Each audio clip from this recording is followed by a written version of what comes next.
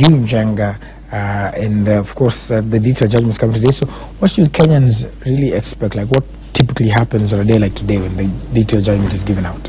What is constituted therein? First and foremost, we recognize that the Supreme Court has already made a determination on the petition. They have given what would term as a summary in terms of how they appreciated the various issues that came for adjudication. What now we expect today is a comprehensive provision of the rationale behind each of the determination of issues, because a number of issues were distilled for purposes of getting to arrive at a position. So we'll be hearing what is it that led to a particular finding. So basically we don't expect anything much to change. The determination has already been made. So it is basically about getting to learn the reasoned basis upon which each finding was made and the final verdict. In today's judgment, unlike the previous one, we do not expect to have an extended session, mainly because we are only expecting to hear one judgment, unlike last time when there were minority decisions. So we had presentations from different judges. So today we largely expect that the Supreme Court judges will come up with one script, and then maybe what they will do is apportion time amongst themselves, unless there are those issues whereby they could have gotten to have diverse reasons behind how they arrived at the verdict. They could arrive at the same verdict, but sometimes it's possible, while looking at the law, to have a different appreciation of issues, in which case you can find some decisions both concurring but based on different modes of reasoning. At the tail end of that particular story was, of course, the statement IBC says that they're waiting for this detailed judgment, David, to go ahead and now inform what they call an audit, or rather an audit of the process itself. Do you feel that there are some key issues that IBC still needs to look at, even as we know the judgment has come out and we're going to get the detailed judgment today? Are there still some areas that they need to look at? I know there is a lot of clamor for electoral reforms as well. Well, I think it will be very useful, at least for those, for the normal Kenyan to understand what the difference is or was between the first judgment and this judgment, even though the issues may have been rather different. I remember in the second application, the NASA team's application was thrown out, and it would be important. I'm particularly very interested in seeing what then is the effect of a number of constituencies not having voted in the election, and whether that does not infringe on their rights. I'm also very keen to see how they handle the fact that someone would withdraw from such a contest, which is very important, so that it settles some of these questions for the future's sake. You would end up in the future with someone who would want to pull the same. I want to see how that compares with the judgment of the Supreme Court in 2013, paragraph 290 of that, which had insinuated that should someone die or withdraw from that process, then there would be a fresh, we would get back to fresh nominations. So that would be very important. It will be helpful also for IBC. I would really want to see whether they appreciate that IBC did fundamentally better than it did earlier, because earlier they had shown that IBC had a very lackluster election that was full of illegalities and irregularities, and whether those illegalities and irregularities were sorted out rather firmly in the second election. So all these put into context would be very interesting for some of us to see, because again that informs the jurisprudence of the law in the country.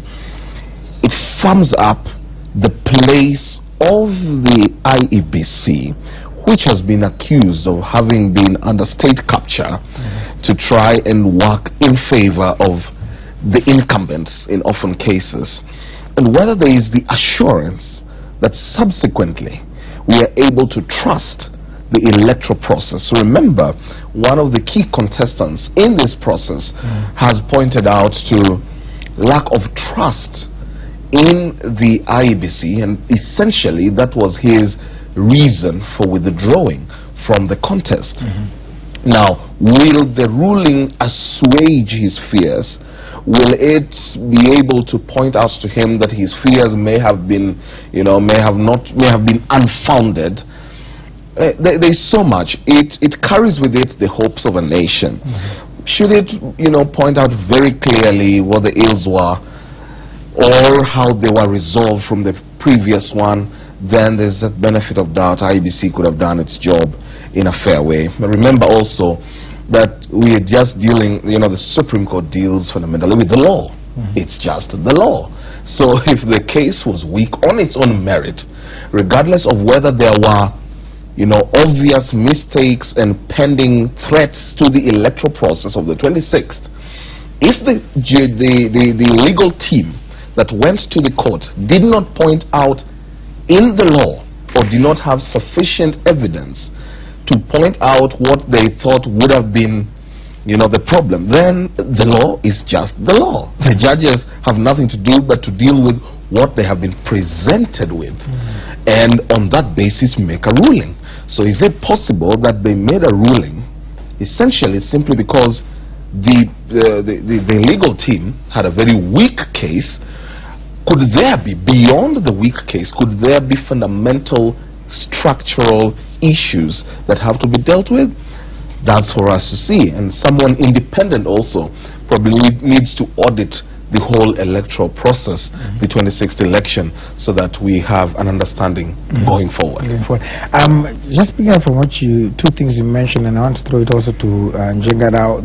Issues are there, the contentious issues, whether candidates should go for fresh mandate from parties nomination after the nullification of an election. There's also whether a candidate can force another election in a rerun, like David has pointed out, if he or she withdraws, and whether constituencies marked by violence, again, like say, should be left out during the polls. Now, if in the detailed judgment some of these issues are determined, what effect does it have for, let's say, the next election? Well, as my brother says here, it is important that the reasons are clearly outlined as to what led to a particular decision. And in fact, one of the key tenets in judicial matters is that when a judgment is drawn, it should at least leave the losing party feeling that justice has been done, especially the losing party. Because the winning party in most cases doesn't care. As long as they have won, they may not want to worry so much about how the winner rose. So it would be necessary for the judges to clearly bring out the law as applied to arrive at the particular verdict they arrived at, and how they have analyzed the specific questions that were isolated for determination, including the issue of the withdrawal in light of the applicable law and the constitutional framework. They will need to clearly show that withdrawal of a candidate does not in any way impair the election. And you recall that the same court has previously held that the process is as important as the outcome. So in this case, the issues that were brought for determination by the petitioners will have to be given careful thought. They will have to be meticulously analyzed to show that indeed that though they had significance, there were issues that were justiciable as to be brought to court. They would not have altered the will of the people as expressed through the ballot on October 26th. So it will all be dependent on how the Supreme Court judges go on a blow by blow to break down the issues and show that in light of the law as it exists today, and bearing in mind that after the August 8th election, Parliament went ahead and made some amendments to the electoral laws. And though they were never assented to directly, by operation of the law, those amendments, they took effect sometimes in November, 2nd November. After the 14 days. After the 14 days. Right. So as they make their decision, they will need to be alive to the fact that the law that is applicable today is different from what it was when they made the first determination. So those are important issues that will have to be taken into account. All the questions must be addressed. All the questions that were outlined will need to carefully be handled so that in the long run we will be possible to say that this is the position in law. Remember, the Supreme Court is the highest court of the land, and its precedents are binding on every other court. Fortunately for the Supreme Court, it is possible for the Supreme Court to depart from its previous position. Unlike the other courts which are bound by the president of the Supreme Court, the Supreme Court has the latitude to break away from its prior findings. It has it may benefit from its previous experiences in terms of how it has gone about issues, where there is a reason to believe that a better position in law exists. The Supreme Court can adopt that, and that again aids the growth of the jurisprudence. So it is upon the Supreme Court to bring clarity of the law, and after that, the focus will turn to Parliament. I'm sure there is a lot of work that will be there for Parliament to do, because the law ought to be framed in such a way that its application is straightforward, so that in terms of what the courts do, they will be easily capable of applying a particular provision in a manner that reduces the nature of discretion. So when you have a clause in law which lends itself to multiple interpretations, that is not typical of good drafting. So after the Supreme Court has rendered its comprehensive verdict, then Parliament will also have to look at it and see which are these grey areas in law and move to create some clarity. Right. So David, obviously it makes what we agree on is that even after today, then there must be more conversation about the election laws and electoral reforms. Yes, there has to be, because the politics of the country determines so much. It's such a sensitive issue. Countries that have fallen apart have often fallen apart because of the politics or religion. Most of the countries that have been torn apart. And you need to assure everyone that as they get into a political process or contest, which is the only valid way of acquiring political power, that the playing field will always be level, that there will be no one who has undue advantage. And that is why the Supreme Court ruling today is extremely important. Theirs has to be that extremely meticulous articulation of what ought to have happened, what they think happened right, or even though they did not dissent, even though they had a unanimous, judgment, what they think needs to be put in place going forward as an irreducible minimum towards achieving an open, fair, and just electoral process. If they do not do that, should they leave it to the whims of the parliament, as my brother says?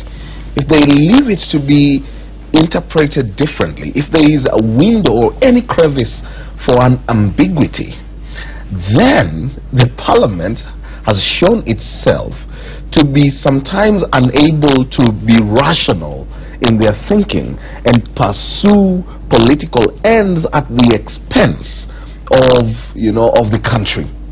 Remember that the parliament recently passed amended electoral laws that now became law. The amendments eventually became law by the 14 days passing, but which were extremely retrogressive in their very nature.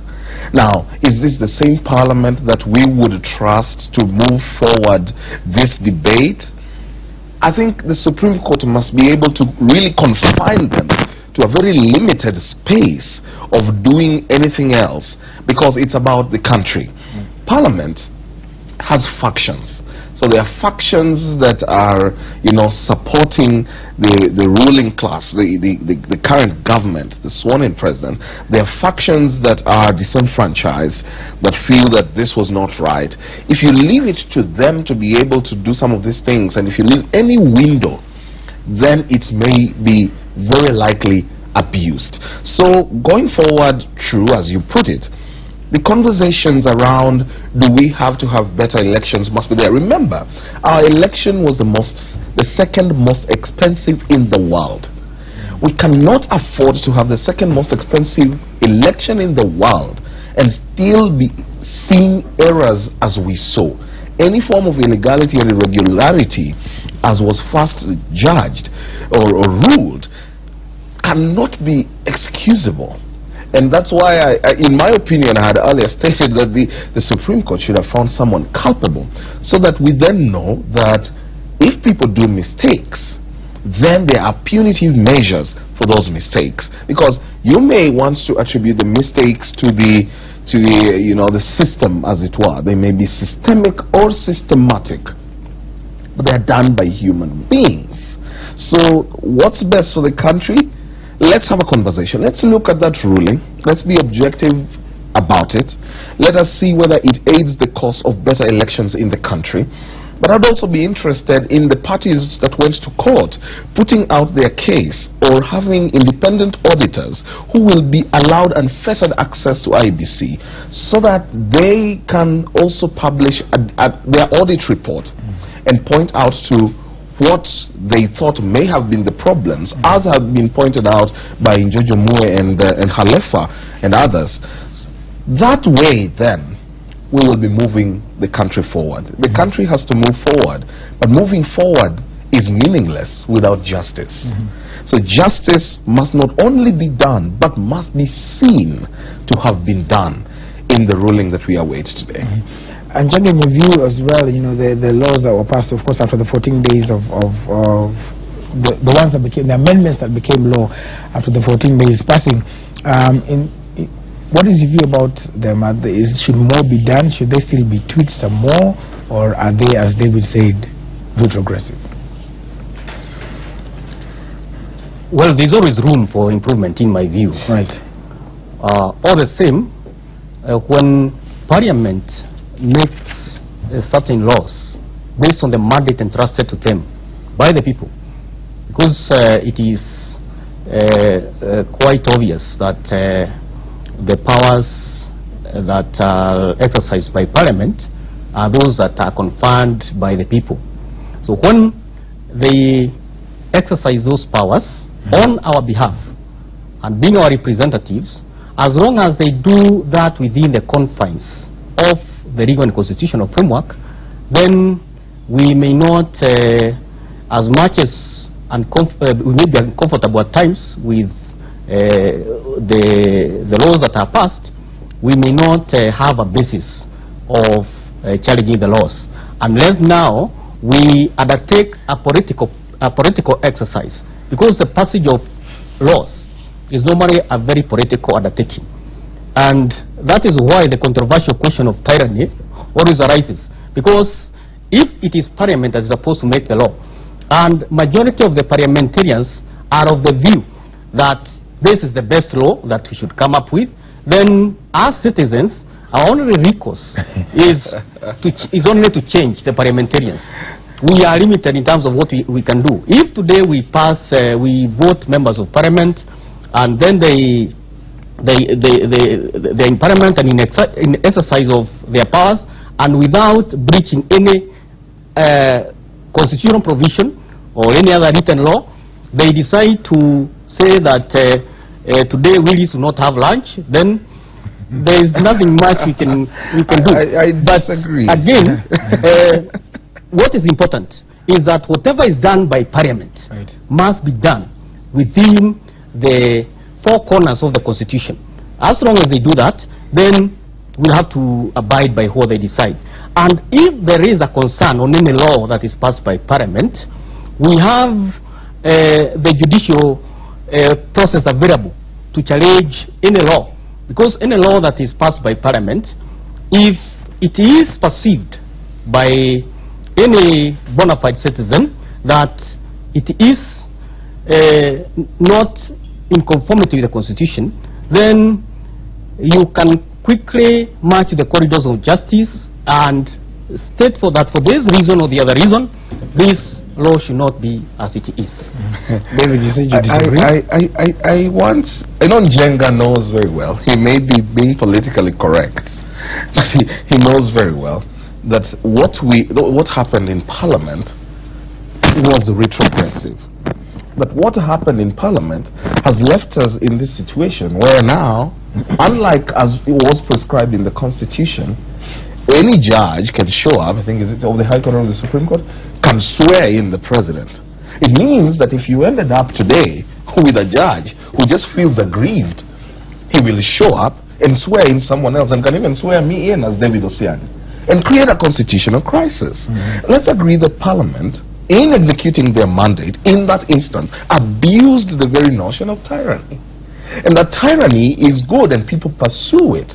But the pursuit of tyranny in parliaments and having majorities must not be to be, eventually so parochial and so retrogressive. You forget the nation, that your objective is reduced to mere parochialism and narrow-mindedness, that you so badly want to capture power that laws do not make sense.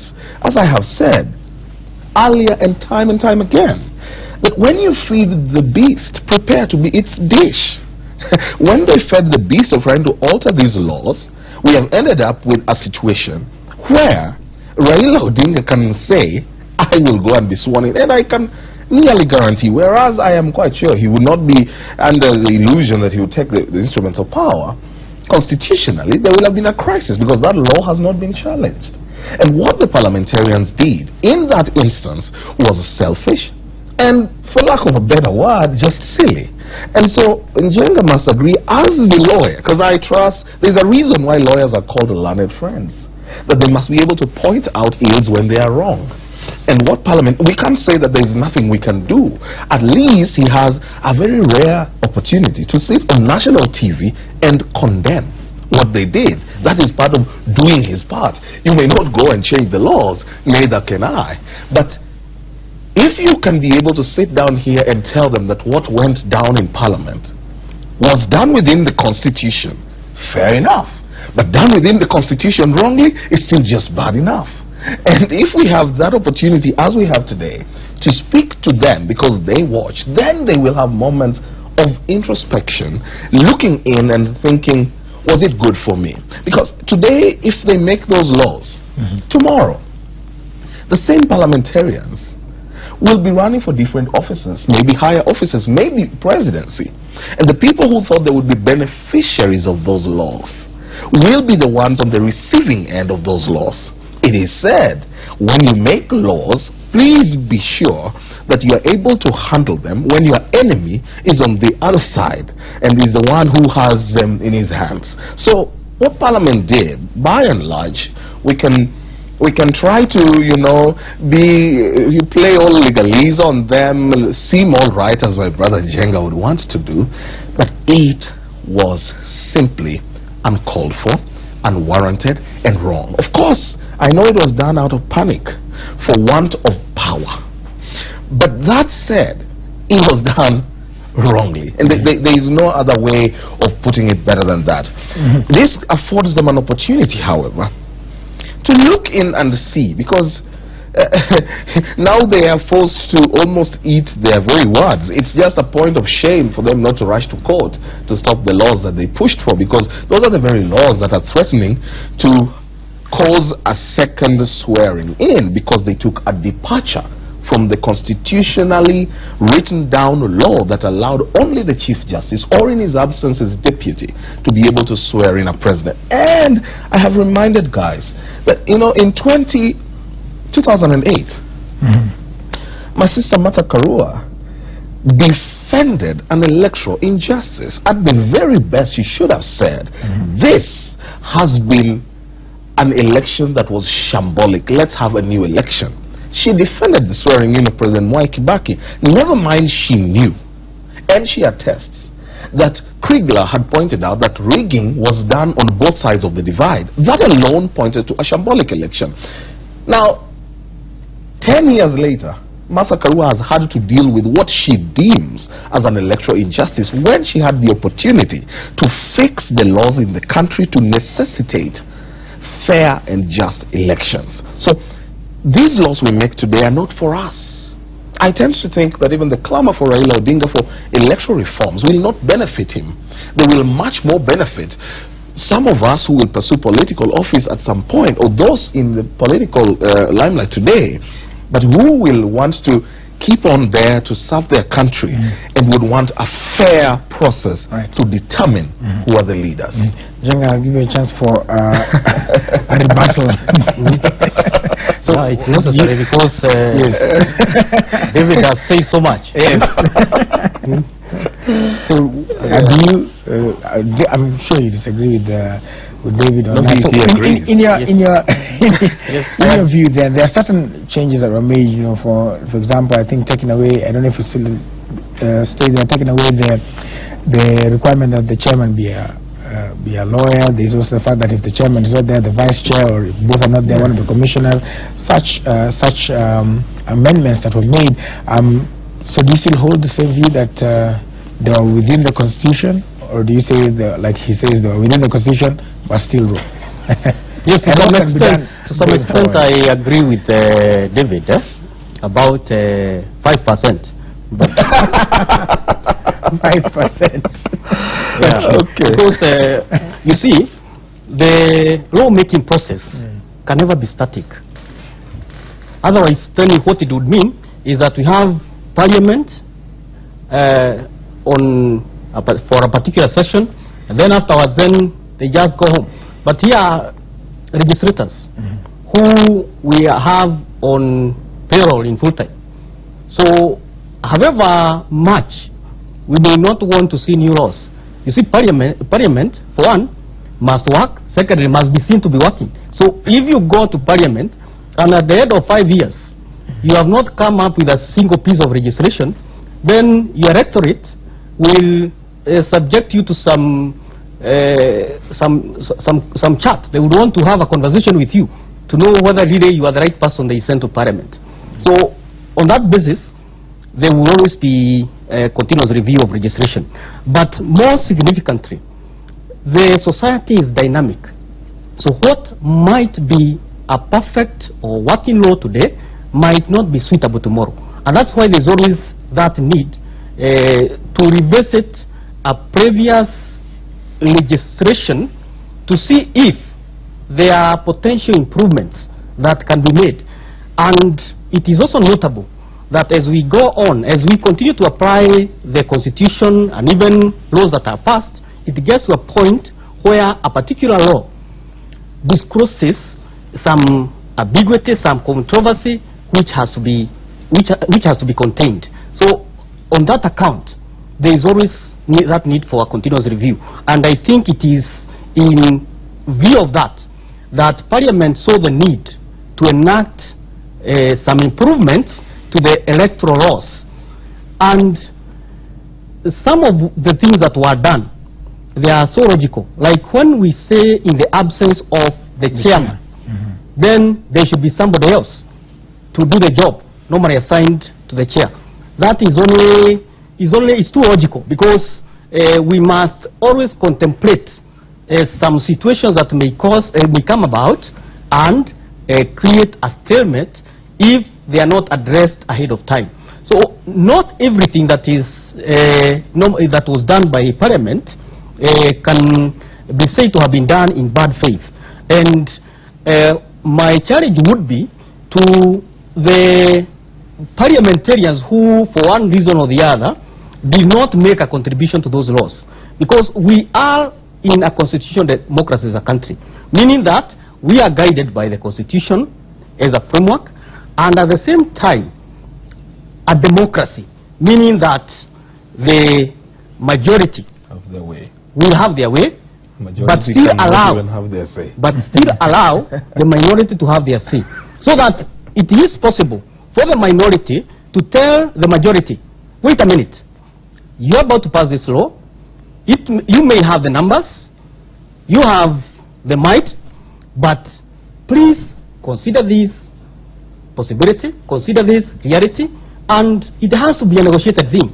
But in that situation where we have some grad study, whereby some will say, we know you are the majority, we know you are contemplating passing this and that law, we have already read your mind, we know what you are trying to do, we know you want to keep power for 100 years, we know what you are trying to do to this country, you are planning to loot, you are planning to eat, you are planning to do this, so we will not even come to that parliament. I think that itself is what compromises the process of lawmaking, so that you find people taking hard stances, and that does not help our country to advance. But if people can come together, of course, appreciate that even though we may be many in numbers, there is a possibility that we could be wrong as many as we are, and it's good to listen to a lone voice which might have some sense in it. Then through that negotiation and dialogue, we will end up with a better country. Allow me to put Njenga on the spot and ask him, do you think that the reforms, that the electoral reforms were progressive? Do you think, I mean, I want your LSK friends to look at you admitting that they were progressive in nature. Because far from it, whereas some of them were resolving ambiguities, I know that Njenga knows, and maybe he needs to answer. Do you think they were progressive? Do you think they were an improvement from the past? Or do you think they were a downgrading from the past? My pedestrian look at it, and I'm quite a wide reader, so I also read quite a bit from other contexts, was that these were done in a rush to, expedite acquisition of power without much thought. And in my opinion, whereas it's a political process that the parliamentarians engage in, they are still to work and serve the country more than their allegiance to the party. They must be alive to that at any given chance. And if my brother Njenga were to be allowed an opportunity in that sacrosanct spot of parliament to serve this country, it behooves each of us to rise above party affiliations and serve the nation. But I just wonder, do you really think that those reforms were progressive? Also, we have to also take note that in Njenga's, he also talked about how it's dynamic, but in the sense that some of them, like you said, are quite logical. Like the one for the chair. But so dynamism must only ensure improvement and growth. Right. Dynamism that takes us back to where we were in the hands of the then President Moi is dynamism that's unhelpful. And that's why I put him on the spot again with one question. Does he believe that the reforms, the electoral reforms, as passed by Parliament, were majorly progressive? Because there were some that were... Because in my opinion, a very little percentage, a minority of those laws passed were helpful to aid the cause of widening the democratic space. Right. So most of them in my considered opinion, and I bet that he will agree. So most of them were deeply retrogressive. Do you think they were progressive? Most or all? Let me tell you. Because I've already addressed that question in the affirmative. Yeah. You see, in life, you don't always get all that you want. Sometimes you get it in portion. Even when you are getting, you getting yourself into certain deals in life. Yeah. You make some concessions here and there. You say that, see, this is a package, and I'm not able to. I'm not able to break down and choose, pick, to cherry pick. So, ideally, about 99%, because it's always good to live. Yeah, they were progressive. Oh, fantastic. Yeah, there could be some margin of error. I'm waiting for when you're running for LSK chair. I'll replay this. But all the same, Yeah. all the same, it is good that I observe that there is always a possibility to have the same reviewed. If people can negotiate in good faith without unnecessarily being suspicious of each other. Because even today, those laws that were enacted, nothing prohibits any legislator, any MP in Parliament from drafting an amendment to re-amend what is there, as long as there is justification, reasons are provided, and they're able to convince. There was no reason, even in the first instance. There wasn't even justification, Jenga, for the actions. Allow me to finish, because you may say that there was no justification, and you are entitled to that position, but there is some other person who is seated somewhere who feels that they should have even been done so many years back, that they were overdue. And this is the balance that as a country we need to strike. We may not necessarily agree in terms of our perspectives to issues, in terms of what we think is more progressive, but we can strike a workable consensus. We can try to work towards a middle ground, whereby you will descend from your very high position, the other party the same, and somehow we are able to coexist with each other. I guess, as it is said, we only have the latitude of interpreting what facts are, but we are unable to change what facts are. And our viewpoints may be different, but the fact remains the fact. And the fact, whether my brother Njenga's viewpoint will be different, and very rationally, the fact is, not even in my opinion, because my opinion will be my viewpoint, the fact is that those amendments were rather retrogressive. They took us back. So they caused much more crisis than they helped the cause of electoral reforms in this country. Yeah. All right, so what we're going to do, we're going to take a short break. We're going to take it over to Carlos Kiba. When we come back, we're going to talk about the postponed renewal, Raila Odinga's big U-turn. According to The Nation, it says that there are some hidden players in that. We want to take a look at what it also portends. So stay with us. The hashtag to use for breakfast. The SMS line is 2242. For now, though, Carlos Kiba tones things down a little bit for us as David and Jenga cool off.